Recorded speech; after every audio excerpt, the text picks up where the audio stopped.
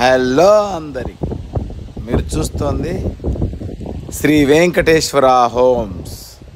200 గజాల్లో హెచ్ఎండిఏ లేఅవుట్లో. దీని వెడల్పు 30, పొడవు 60, 3 బెడ్రూములు.